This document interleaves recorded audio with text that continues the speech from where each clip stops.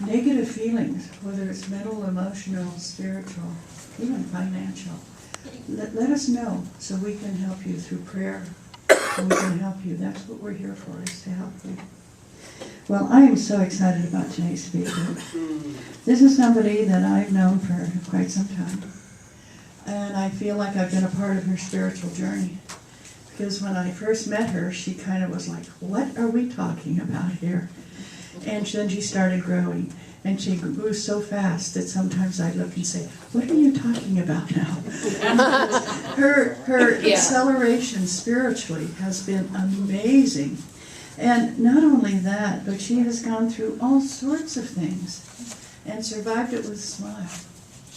There has been the people that she trusted that she found out she couldn't trust. There's been people that she was really worried about and then went, wait a minute, I'm not talking about myself. I'm not helping myself when I'm worrying about other people. She's found her center. She's found her core of her absolute perfection. And when you watch somebody do that, as a minister and as a friend and as a person, all you can do is just glow and say, thank you. You are doing so beautifully on your path. And please welcome the wonderful Reverend Becca Thompson. We call her Becca.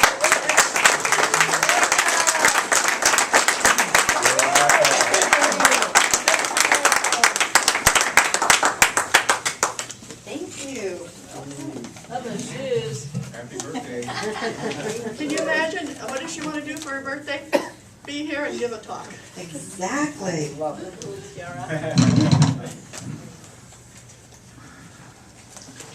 Get ready here, put my eyes on.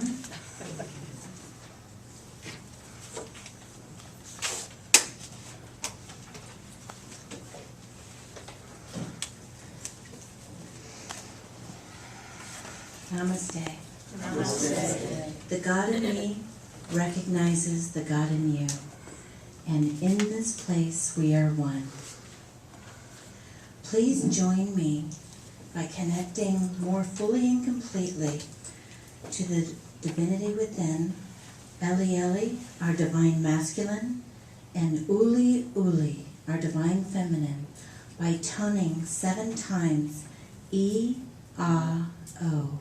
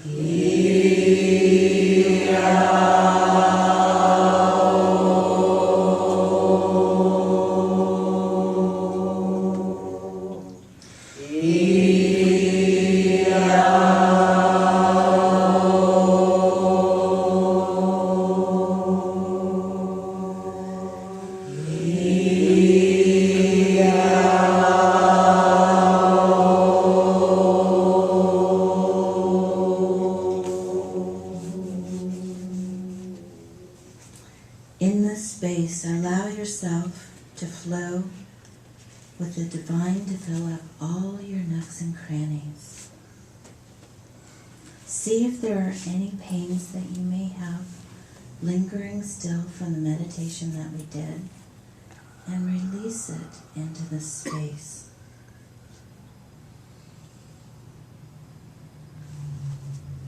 Allow the space of the divinity within and around to surround you, comfort you, bring you into stillness and in peace.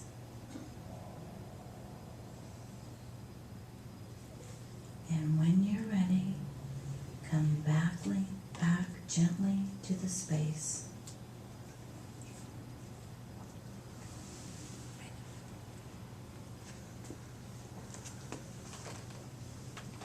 Welcome everyone. Happy New Year. January is an amazing month. It's the first month of the year. And like many of us, it kicks off what we're going to do in this new year. So, as is the time, like many of you in this room, I celebrated the end of the year and the beginning of the new year at the supermoon. And I did a practical magic ceremony. So I have to show something off. I got a wand for my birthday. Woohoo!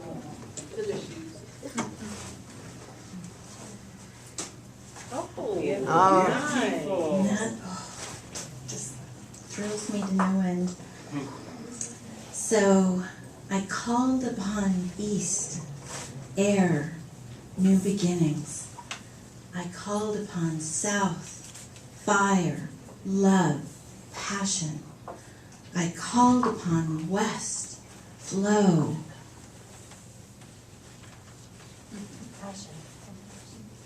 Compassion. Thank you. And passion. I called upon north, Gaia, deep wisdom. I called upon center, the divinity within and around and through. So you might get a sense of how the space is just expanded by calling in the four directions. And so I sat in that space, as I called it, upon the guardians, and I felt myself come very much into the center of my beingness. I had, as practical magic people do, I had a candle for south, and I lit it. And I had a crystal goblet full of spring water for west. I had a feather for east, representing air. And I had my favorite rock for north. And I had this on my altar, and it was aglow with candles. And the room was hushed. And also in the corner of the table, I had my prayer bowl from the last couple of years. And this is where I would put my prayers in. Please help me with this. Please provide a blessing for that.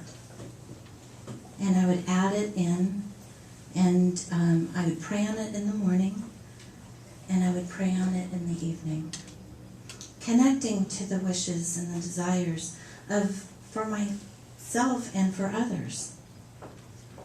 I also, in this altar of mine, of practical magic, I had a few goodies so that I may never hunger. And I had a yummy something to drink so I would never thirst. So I was, in all practical purposes, very dialed in what I was about to do. So there I was, very centered, very connected. And I started reading the prayers one by one. Yes, Donna and Zeke got their dream home. Yes, Jamie got the job in Fresno in the NICU unit and then was able to move up here in Roseville. I had loved ones healing from deep, deep, deep sadness, and they were now living a wonderful life, ready to create and begin anew.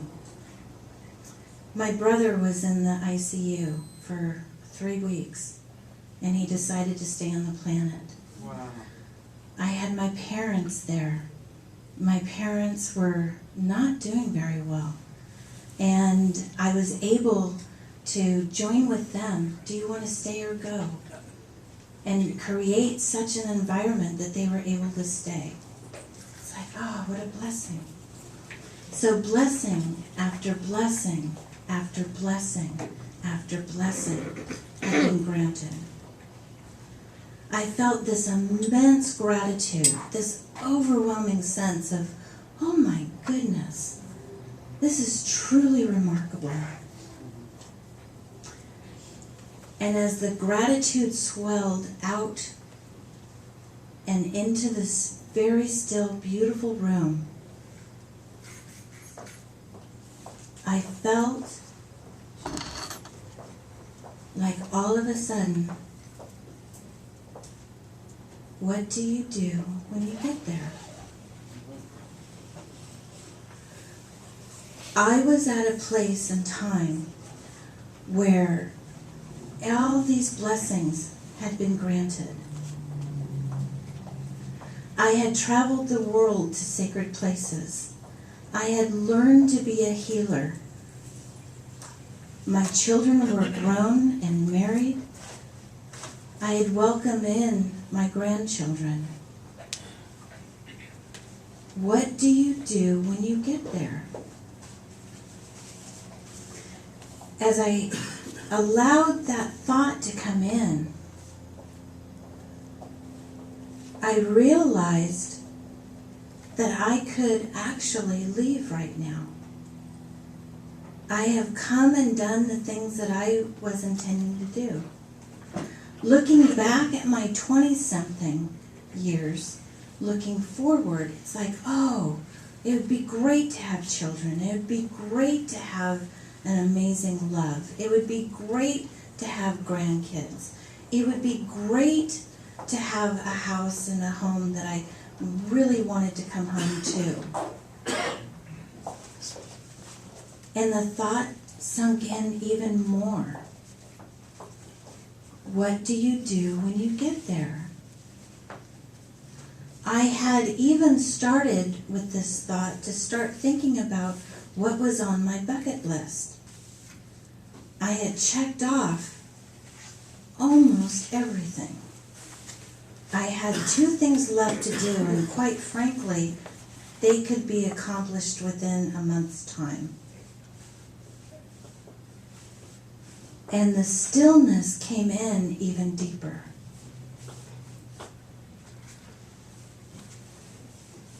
The stillness of what do you do when you get there. I had essentially arrived in a pinnacle of my life.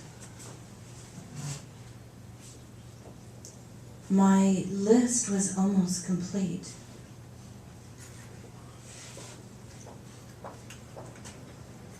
What do you do when you get there?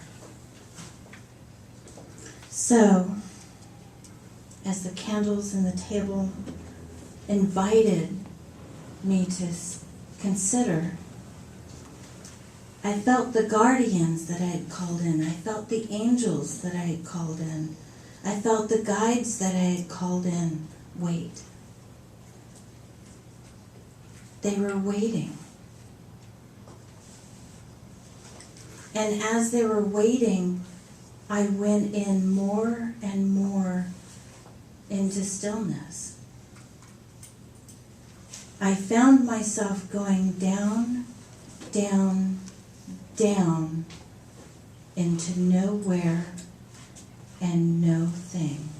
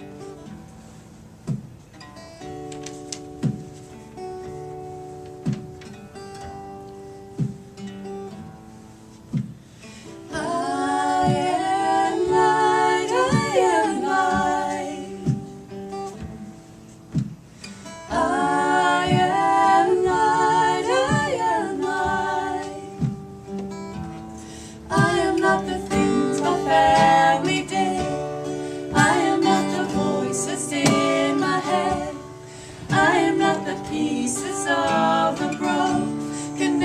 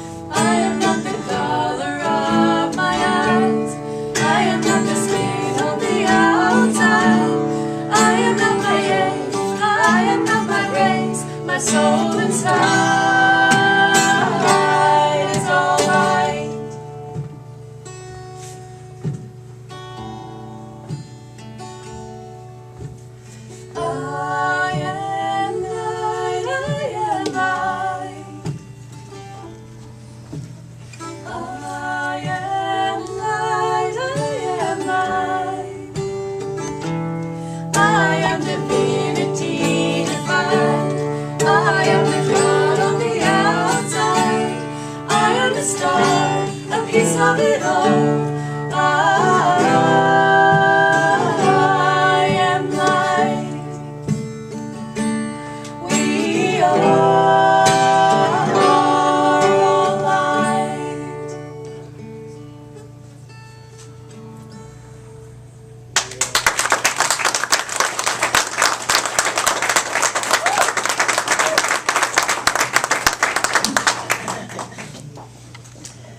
So, in that harmonic tone of where I reached the edges of my universe, I was out there. I was out there in nowhere and no thing.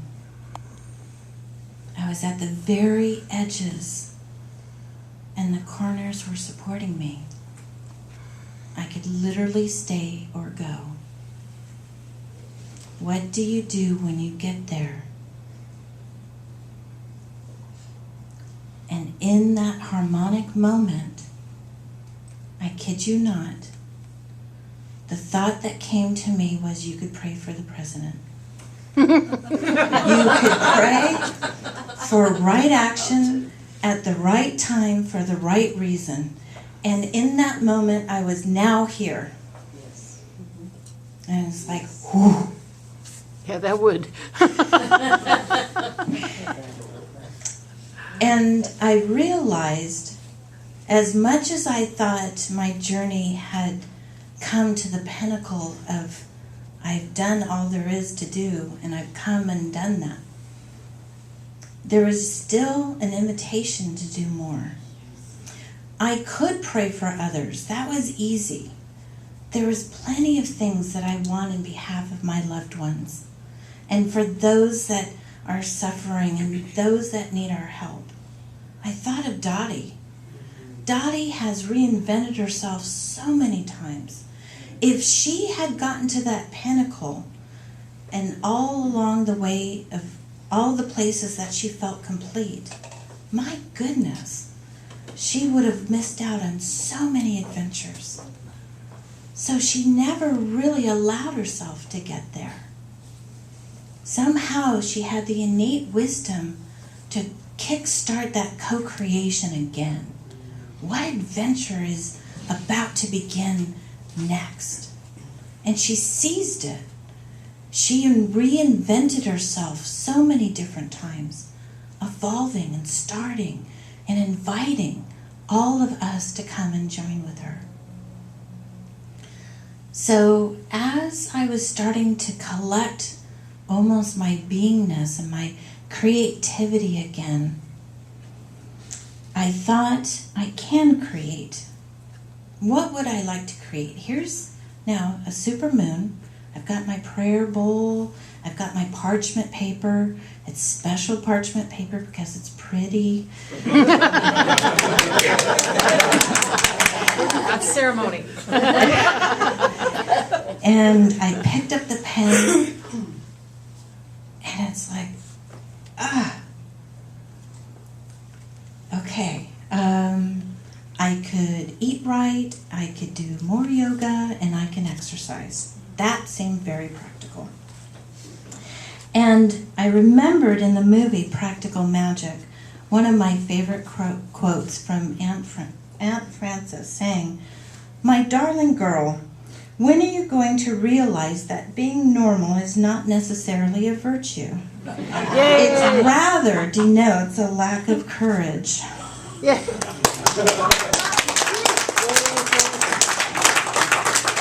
I had to change my practical list. Now, practical means of or concerned with actually doing something of use or something of need, rather than theory or an idea. So I had a dream board that I thought, wow, I've got that done and that done and that done. There was quite a bit that I hadn't done, and I needed to stop cheating. How did I get myself wrapped in this cocoon of contentment, and how did it prevent me from reaching for more? I had some special pictures that I wanted to create, but I kind of counted them as more of an idea. I'm sure it'd be nice to have, but am I actually able to get there? What was it that was preventing that reach? What was it that allowed me to do some of the things and not others? So I need to read this, and I know we're running out of time. But in the book, Conversations with God, An Uncommon Dialogue, Book 3, pages 14 through 17, the dialogue goes into the be, do, have paradigm. It is definitely worth a read. I'll get through as much as I can. But from God, most people, and this is from God, most people believe if they have a thing, more money, more time, more love, then they can finally do a thing. They can write that book. They can go on vacation. They can buy a home and undertake the relationship of their life, which will allow them to be the thing, happy, peaceful, and content. In actuality, they are reversing the be, do, have paradigm. In the universe as it really is, as opposed to how you think it is, havingness does not produce beingness, but the other way around. First, you be the thing called happy, or knowing, or wise, or compassionate. Then you start doing things from this place of beingness. As soon as you discover that you are doing winds up bringing you the thing you've always wanted to have. In this way, it sets about the creative process, and that's what it is, the process of creation. And it brings it into motion to look at what it is that you want to have. Ask yourself, what do you think you would be if you had the thing, and then go straight into being? In this way, you reverse the way you've been using the be, do, have paradigm. In actuality, set it right and work with rather than against the creative power of the universe. For now, and to illustrate this, think of a person who just knows that if they could only have a little more time, or a little more money, or a little more love, he would be truly happy. And Neil writes, he does not get the connection between the not being very happy right now and not having the time, the money, or the love he wants. And God says, that's right.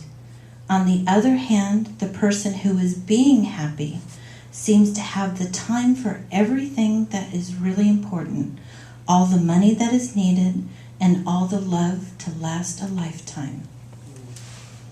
Now, what I recognized in that, and there's more to go, but what I recognized is that the accomplishments that I did have, I must have accomplished it through the beingness of myself. My children and my grandchildren and the people that I love so dearly, each and every one of you, are in my life because of the beingness of love that I have within myself. I am part of this amazing community because my heart is so ginormous that I brought you to me, and I now am to you. So the accomplishments that I've achieved, the great job that I love, the home that I love coming home to, that all happened and unfolded because of the beingness. And I have to remember that I need to get real. I have to look at my dream board and recognize there's more space, there's more white space to add. My goodness, I can reach, I can live, I can create. I can add to my doggone bucket list. Yes. And from that, I can be a new person doing those things. So, in closing, I think we're ready, right? I needed to use my practical magic to set in motion a whole new set of wondrous things to accomplish. Remembering that practical means the actual doing or the use of something rather than the theory or the idea. And I had to remember the be, do, have paradigm and really and foremost realize my list should never be so short. It should always be too long to get there. And in the end, I would like to say from Practical Magic, always throw spilled salt over your left shoulder. Keep rosemary by your garden gate. Plant lavender for luck. And fall in love as often and whenever you can. Namaste.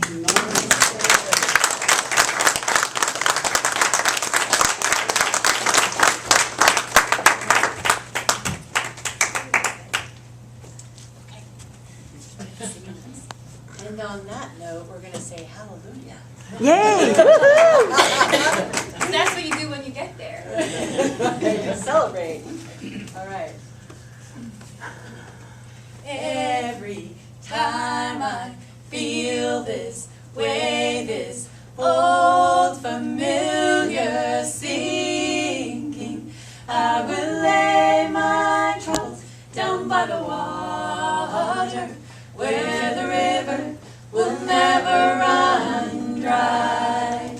Hallelujah, let myself be lifted. I'm gonna let myself be lifted. I'm gonna let myself be lifted by and by. I will lay my troubles down by the water, where the river will never run dry. It's been said, and I do believe, as you ask, so shall you receive. So take from me these troubles, bring me sweet release, where the river will never run dry. Hallelujah, let myself be lifted. Hallelujah, let myself be lifted. Hallelujah, let myself be lifted. I will lay my troubles down by the water, where the river will never run dry. There is a river in this heart of hearts, with